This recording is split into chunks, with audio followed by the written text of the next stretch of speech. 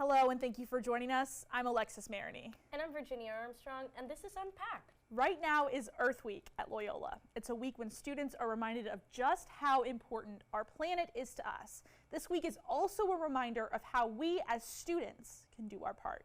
There are several events to celebrate the week, like the Bad Walk, keynote speakers, and of course, the Greenhouse Gathering. And for this special episode of Unpacked, we're focusing on the people behind the scenes of the various Earth Week events. We'll go up to the greenhouse, unpack innovations, and of course, talk to students. But first, we're going to throw it over to what I would consider the environmental expert out on this campus, Dr. Bob Thomas, and he's going to tell us why is Earth Week so important to students at Loyola. They're majoring in something that may have nothing to do with the environment, and they're very focused on other things. But Earth Day sort of makes them come back and understand how important these issues are. Plants, and more plants fill the greenhouse on the 6th floor of Monroe. But have you ever wondered who takes care of them? Take a look to find out. For 9 years, Loyola's greenhouse has been standing tall. It's all thanks to the university's students like Rory Anderson and Keelan McWalter, who put in hours for its upkeep. Being involved with helping the plants for the labs, and just a great environment really up here, and it's just a nice place to, you come up here and there's all these plants, how can you not be happy around the plants? There are all different types of plants you can imagine, from spider plants that hang to hoyabellas that swing. The students said the plants are kind of like their babies as they watch them sprout from seeds and soil to mountains of leaves, and they are preparing to give them to you this Earth Day. We got down and dirty. With soil, of course, they let me participate in the process of how they potted almost 200 plants. You help grow them for Earth Week, and then, you see people's faces when they're like, oh my gosh, these plants are so cool, I'm going to take care of them. I think it's just great, spreading it all and, people being able to express their love for plants. They want you to join them this Earth Day as they tell you the importance of these plants and why you need to learn how to take care of them. This is Brooklyn Joyner reporting. Each plant that's handed out will come with a tag that you scan, and then it'll tell you what type of plant you have and the best way to take care of it. It's no secret that Loyola is a music school. During Earth Week, students like Mia Day get to perform all over campus. We spoke to Mia Day to find out why she's so excited to perform during the week.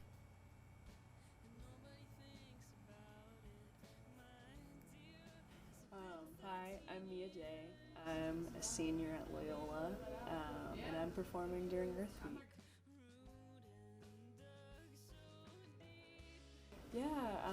So I'm an indie rock singer-songwriter. I'll just be performing an acoustic set, some of my original songs.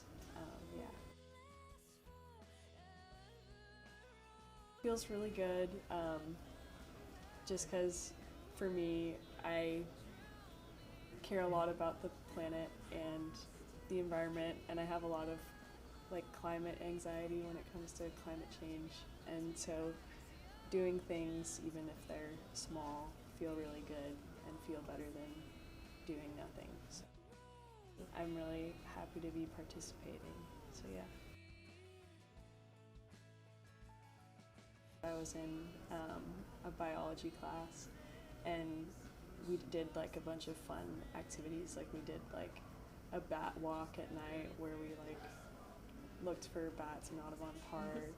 There was also a frog walk where we looked for frogs. So I don't know, participating in it last year was really fun, and I knew I wanted to participate again this year in a meaningful way.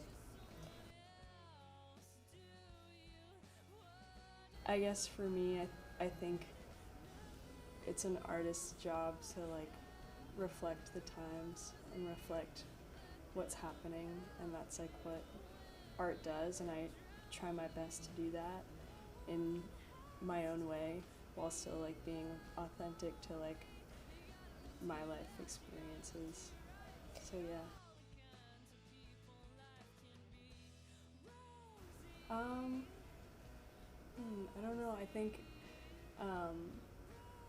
think a lot of like Loyola musicians like want to perform, especially during like the greenhouse gathering, because it's a really fun performance. So I think just like, I don't know, spreading how positive that show is and how much fun it is like what other people in the Loyola music community can do. And the environmental science program is spreading far and wide outside and inside of the New Orleans community. Loyola alum Jaime Jimenez visited the Loyola campus this week to talk about the research he's working on in grad school.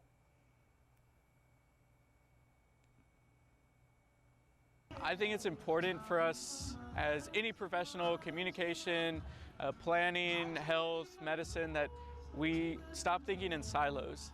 Like, a lot of our impact on health is multidimensional. It requires so many different factors and involves so many systems at play. So one of the largest systems at play is racism in the United States. Being able to pull my experience from Mass Comm and from the environment program into public health, that was a path that I didn't see myself, but I am very grateful that I took the path.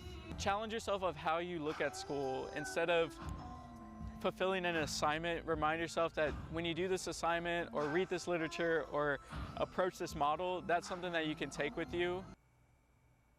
And members of the Wolfpack are known for their passion for fashion, but this Loyola student is able to sprinkle a little bit of sustainability into that mix. Justice Mosley has crocheted her way into the hearts of the student body with her funky business, and this is a fun one to check out. I created this. This didn't like have to go through 20,000 miles in a plane and a boat and child labor for me to have this. Justice Mosley, a Loyola sophomore, refuses to give into the curse of fast fashion. It's just like a really important thing for me to make sure that I'm not contributing to the demise of our planet through what I love. With rolls of yarn in her clothing business, Bitch and Stitch. My two favorite things to do, bitch and stitch. Some people find it inappropriate, but my grandma likes it, so. Bitch and Stitch has been around for 3 years, but Mosley has been crocheting since she was 8 years old. My grandmother taught me, and it was like a bonding experience. Hats, tote bags, dresses, skirts, and bralettes, you name it, Mosley can probably stitch it. Sustainability has always been like a really big thing for me ever since I've been into fashion. Like, growing up, I regularly bought secondhand things, and like learning about how to consume, like still be able to consume fashion and be a part of the fashion industry while not, you know, taking part of the bad part of fashion, which is how many clothes are wasted and thrown away. Having something that no one else owns because it is one of a kind, because someone made it like from a ball of yarn, is just so special. She wants to share this bitch and stitching with her classmates on Earth Day. I want people to wear them forever. Like, I want someone to have this bag forever. I want someone to pass, like, I want to pass this dress on. Like, I think these should be like, what are they called, heirlooms? Whatever, when you give something on to someone. I want things to be kept forever because they're so special. This is Brooklyn Joyner reporting. No, I won't.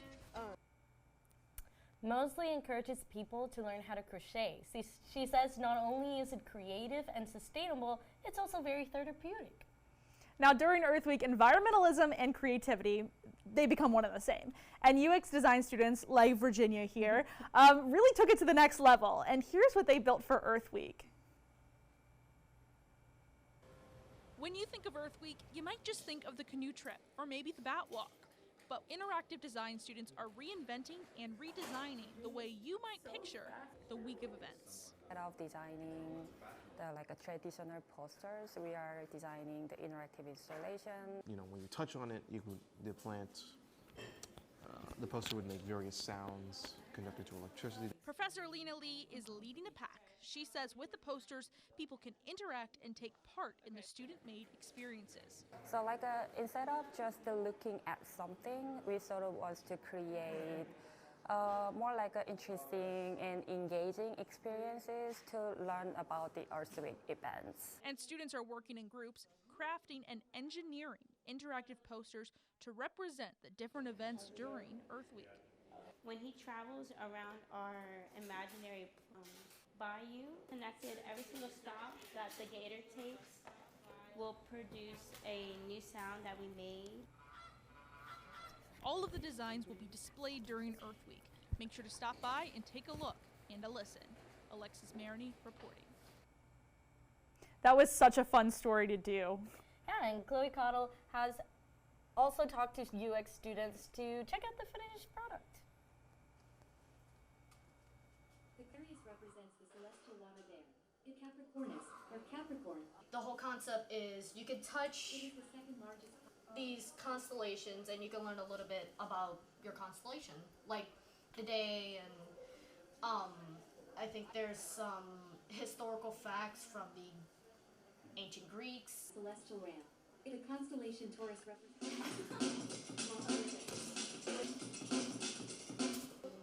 We were talking with our professor about not letting the cardboard show, but then after a while we were like, what if the cardboard does show? It's Earth Day, you know, it gives like earthing, it gives like we made this ourselves for this the Earth Week, and so she was like, okay, yeah, but it needs a design on it. So we would put these flowers, these, you know, okay, Earth.